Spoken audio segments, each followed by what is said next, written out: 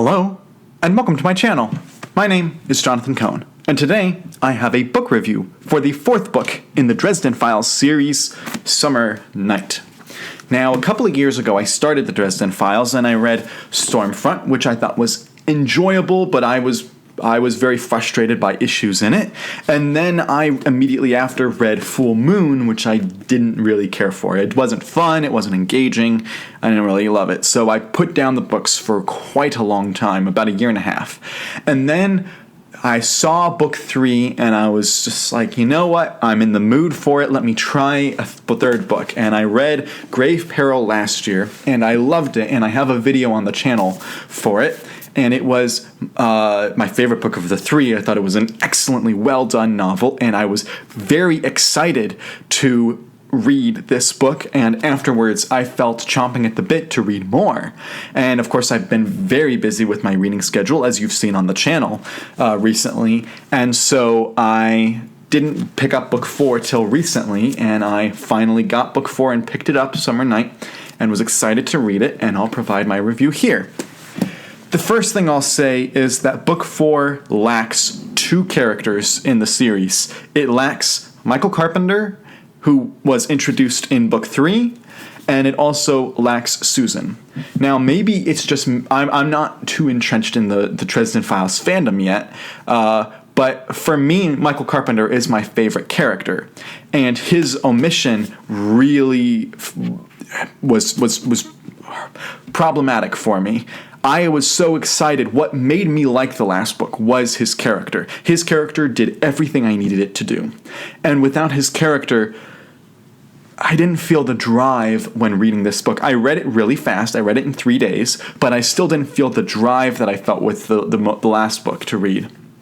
Also, when you have Dresden, but he doesn't have his love interest of Susan in the book, it also it feels like it's missing something. Her presence is felt in that she's discussed a lot in the book, whereas Michael Carpenter, the name doesn't even show up in this book.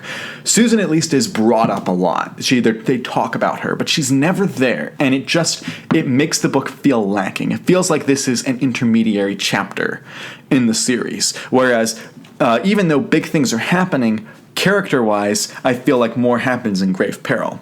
And so I really started out this book hoping to see both of them, and neither of them showed up, and that was a big problem. That being said, this is a very enjoyable book. I really enjoyed this as a whole. Whereas the first book dealt with some creatures, the second book, it dealt with werewolves, I remember, and then the third book dealt with vampires. This book deals with fairies, and not your just cute, Tinkerbell fairies. No, these are dark fairies.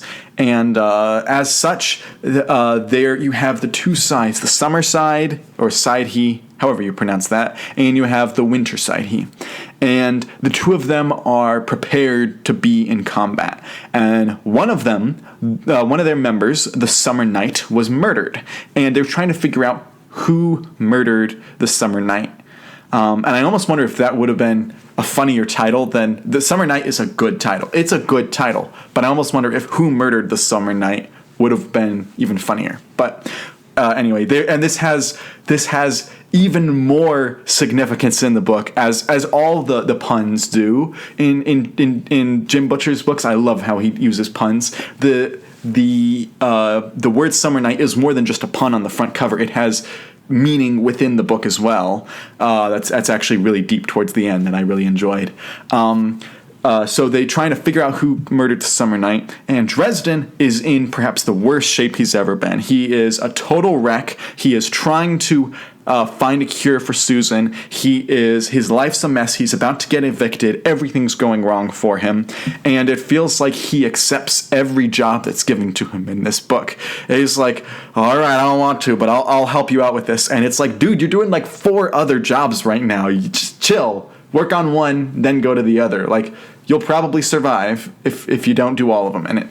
Anyway, and then the Wizarding Council is present in this book, and that is perhaps the most fun part of the book, is the Wizarding Council. They have some scenes towards the beginning where they are talking about the war between the fairies that is happening. Also, they're talking about the potential war with the vampires that Dresden started in the last book.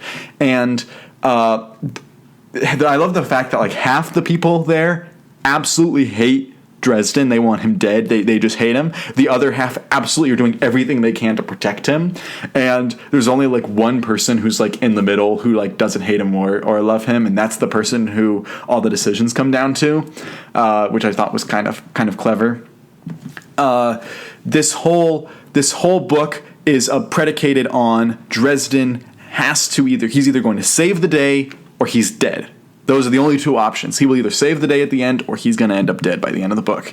And there are more books in the series, so you can figure out which one happens. But it is a very tense book. There is a lot of mystery to the book. While it's not a traditional mystery where you could necessarily pick out all the pieces as you're reading it, at the end it makes sense, but it doesn't have the same picking up all the pieces that the first couple of books had. This is getting more into the epic fantasy realm as it's developing with battles, with armies, with cosmic scales. I really like reading about the Nether, or Never, not Nether. The reason why I call it the Nether just now is because whenever I read Never, it reminds me of the Nether from Minecraft. I don't know why, but that's what I think of. So that's the image I have in my head whenever they go to the Never, even though I know it's different.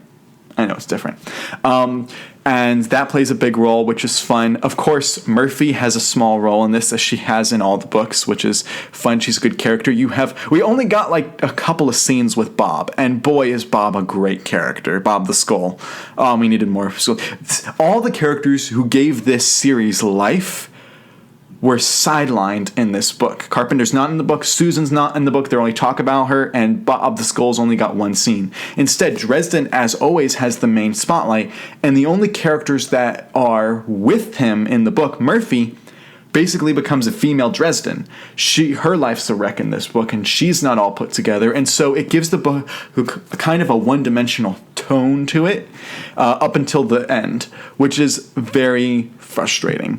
It needs those other characters to bring it life, but it's still a very enjoyable book. The first half of the book is more mystery. The second half of the book is more epic fantasy, and I like both elements of it, but it does kind of feel a little bit whiplashy as the series. And apparently, the series gets more into epic fantasy, so I'm interested to see how Butcher handles it. I really liked how Butcher handled morality and Christianity in Grave Peril. I was shocked to see how well he treated Michael Carpenter, which is why I loved him so much. In this book, it didn't have that, but there is one sequence in the book that I thought was absolutely wonderful. It made the book positive on its own, which was there is a scene where Dresden is going to be tempted in the book, and he is going to be tempted with sexual temptations, and he knows, I can't do this. This is bad. This is the person who's tempting me. I know that they're putting on a fake persona. They're really an ugly thing underneath, but it looks nice right now to look at, and I'm being tempted to do some immoral acts. And in this book, Jim Butcher does a really good job of showing a protagonist who fights against temptation and does not give in to temptation and instead rises above it. And I loved that scene. And up until the end, I was rooting for Dresden, and I was like, come on, you can do it, you can do it. And there's that one point where he picks up a cup and he's about to take a drink of something, and you're like, no, don't do it. And then he does something else with it, and you're like, yes, yes. And it's so rare that you get protagonists that do that. As a whole, I still have problems with Dresden. He's very foul-mouthed in the book, and I have other problems, but still, that moment made me cheer. I was reading it in the library, and I kind of giggled to myself because I couldn't cackle out loud, but I was super happy when I read that because I was like, yes. So I really liked that part of the book. That sequence alone was a brilliantly written sequence, as a lot of his sequences are. Also, there were lots of pop culture references and jokes that I liked, including one that I called at the beginning of the book. At the beginning of the book, I said, we're dealing with fairies. There's got to be a reference to Hook, the movie, where he yells, "I don't believe in fairies." I was like, that's got to happen at some point in the book, and it does, and it's hilarious when it happens, and it's really played really funnily. So, as a whole, I did enjoy this book. I would say I enjoyed Summer Night more than I did the second book, Full Moon. That's for sure. That's an easy one. And as it stands now, I believe I enjoyed it a little bit more than Stormfront. Stormfront is more of a straight mystery, whereas this is delving more into the epic fantasy. And I liked the simplicity of Stormfront, but I did have a lot of fun with this book as well. But I think I'm going to give Summer Night a little bit higher in that regard. But still, nothing has topped Grave Peril, which is my favorite thus far. Bring back Michael Carpenter, and maybe another book will top it. And Susan, and more Bob the Skull. Just bring everyone back. Bring everyone back. But I still enjoyed this. I would give it an 8, no, I'm not going to say that, a 7 out of 10. Very solid work. So if you've read Summer Night, let me know your thoughts down below. Please like this video and subscribe to the channel. I have other Dresden books and other book reviews in general. And until next time, I'm Jonathan, and thank you for watching.